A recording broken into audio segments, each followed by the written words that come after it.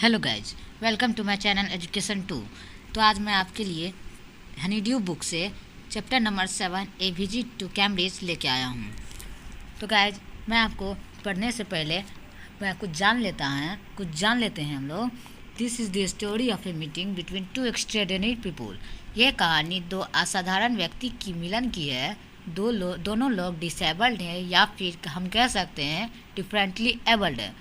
Disabled का मतलब अपंग है। एज वी नो से Stephen Hawking is the one of the greatest scientist. उनमें से एक व्यक्ति है स्टीफन हॉकिंग, जो कि बहुत महान वैज्ञानिक है।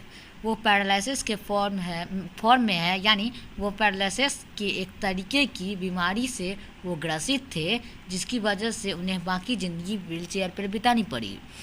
And allows him to speak. वो बोल तो पाते थे, लेकिन only by punching buttons on a computer.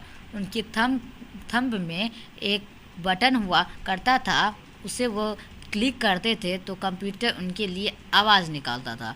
दूसरा व्यक्ति फिडस कांगा इज ए राइटर। ये एक लेखक हैं, जर्नलिस्ट भी हैं। मुंबई में रहते हैं और काम करते हैं। Kanga was born with brittle bones.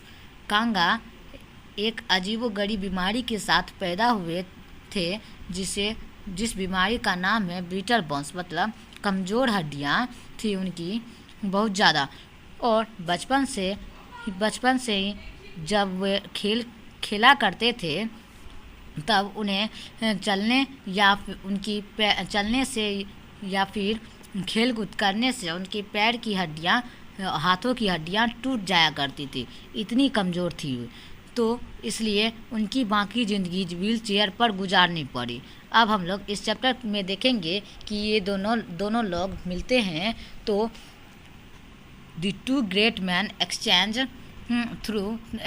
Thoughts on what it means to live life in a wheelchair. वो दोनों लोग आपस में बातें करते हैं कि व्हील चेयर पर ज़िंदगी गुजारना क्या है, कितनी बड़ी समस्या है, कि डिसएडवांटेज है क्या है, and on how the so called normal people react to the disabled. और वो लोग यह भी बातें करते हैं कि नॉर्मल लोग, मतलब हम जैसे लोग कैसे रिएक्ट करते हैं पैरालाइज इंसान को देखकर, या उस इंसान को देखकर जो व्हील चेयर पर है, हो उसे देखकर हमारा क्या सोचना है, वह हम सब कुछ इस चैप्टर में पढ़ेंगे। तो so let's start our guide.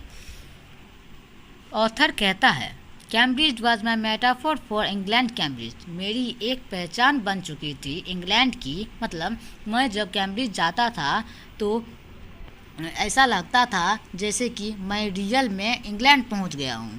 And it was strange. आगे ऑथर कहते हैं कि बहुत विचित्र था कि जब मैं कैम्ब्रिज छोड़ कर जा रहा था, it had become all together something else, कि मेरे अंदर एक बहुत ही बदलाव आ चुका था, मैं कुछ और बन चुका था, क्योंकि I had met Stephen Hawking there. बदलाव क्यों आया था? क्योंकि ऑथर कैम्ब्रिज यूनिवर्सिटी में स्टीफन हॉकिंग से मिला था। आगे ऑथर कहते हैं कि it was on the walking tour, कि ऑथर जब वॉकिंग टूर पे था, जब वहाँ का गाइड ऑथर को पूरा कैम्ब्रिज यूनिवर्सिटी दिखा रहा था, तभी the guide mention Stephen Hawking. उस गाइड ने स्टीफन हॉकिंग के बारे में ऑथर को बताया, कहा कि पुअर मैन बेचारा अब डिसेबल्ड है, he is now quite disabled, मतलब अपंग है, लेकिन फिर भी he is a worthy successor, कि अब भी वो वारिस माने जाते हैं। किसके वारिस माने जाते हैं? टू इसैक न्यूटन के वारिस माने जाते हैं। इसैक न्यूटन की पोजीशन, यानी इसैक न्यूटन की कुर्सी स्टीफन हॉकिंग को दे दी गई थी, जिस कुर्सी पर इसैक न्यूटन काम करते थे। कैम्ब्रिज यूनिवर्सिटी में तो सेम पोजीशन पर स्टीफन हॉकिंग पे काम करते थे। एंड आई स्टार्टेड, ऑथर कहता है कि मैं आगे बढ़ चलता हूँ, क्योंकि मैं कुछ समय के लिए भूल गया था कि ये जो ब्रिलियंट पैरालाइज एस्ट्रोफिजिस्ट है ना, ऑथर भी है दुनिया की सबसे ज़्यादा बिकने वाली किताब a brief history of time, के ऑथर भी थे स्टीफन हॉकिंग। आगे हम पढ़ते हैं। When the walking tour was done, जब जब हमारे फीडस कांगा को गाइड पूरा टूर दिखा देता है, तुरंत फीडस कांगा रस्ट टू ए फोन, मतलब वो तुरंत फ़ोन बूथ की तरफ दौड़ पड़ते हैं और ऐसा लगता है जैसे वो डायलर को उठाते हैं, अपनी तरफ खींचती है। ऐसा लगता है कि वो जो तार लगी है डायलर और रिसीवर के बीच में, जिसे हम कोड कहते हैं, वो टूट सा जाएगा। उसने डायलर को उठाया, उसके बाद फोन स्टीफन हॉकिंग हाउस और फ़ोन के स्टीफन हॉकिंग के घर पर, और फ़ोन पर कौन था? स्टीफन हॉकिंग का असिस्टेंट था लाइन पर। और ऑथर ने उसे बताया कि ऑथर इंडिया से व्हीलचेयर पर चलकर आया है ताकि वो कुछ लिखकर अपना जर्नी के बारे में लिखे। इंग्लैंड में जो उसकी यात्रा चल रही थी, उस यात्रा के बारे में कुछ लिख पाए, इसलिए I had to see professor Hawking, इसलिए उन्हें प्रोफेसर हॉकिंग से मिलना था।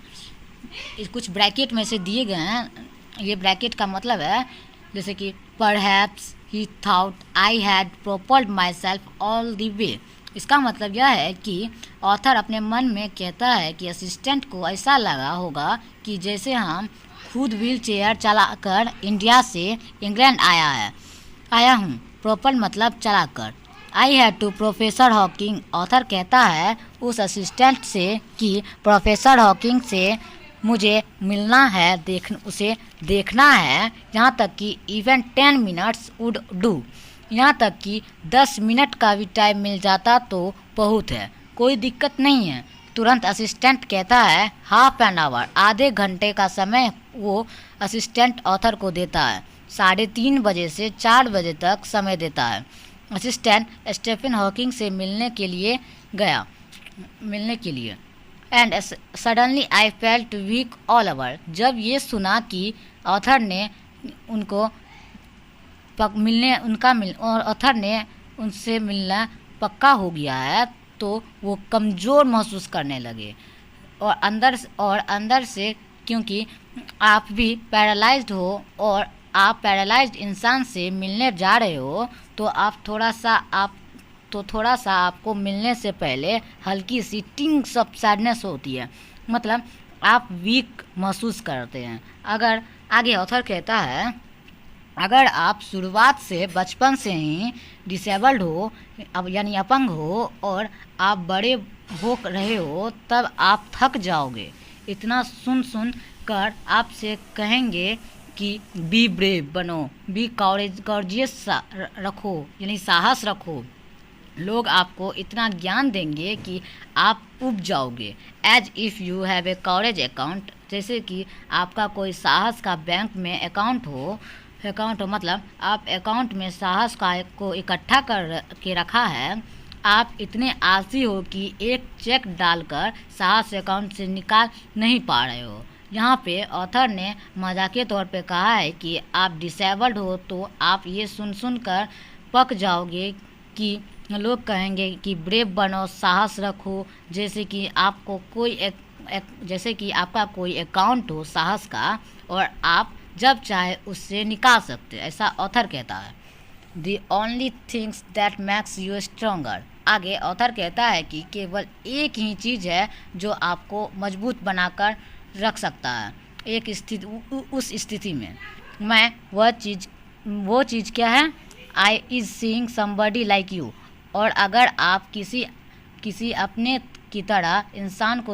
इंसान की तरह दिखते हो तो आपको अंदर से हिम्मत मिलती है। और जिसे कि यहाँ पे स्टीफन हॉकिंग और फीडस कांगा थे, दोनों पैरालाइज थे। जब फीडस कांगा स्टीफन हॉकिंग को दिखता है ना, वो जो कि उसे कोई ज़्यादा सफल नहीं थे, वे उससे कई ज़्यादा सफल थे।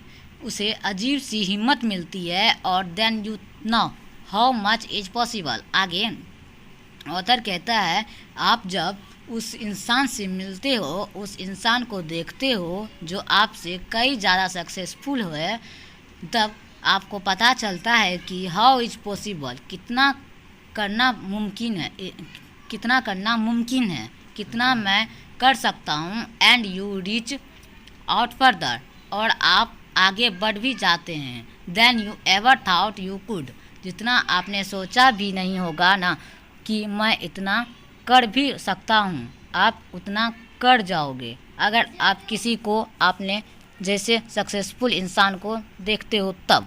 तो गाइज हमने पहला पार्ट कंप्लीट कर दिया है। तो मिलते हैं। तो अगर आपको वीडियो अच्छा लगा हो तो इस चैनल को सब्सक्राइब करें, लाइक करें और ज़्यादा से ज़्यादा शेयर करें। तो मिलते हैं इस वीडियो के सेकंड पार्ट में। तो तब तक के लिए जय हिंद।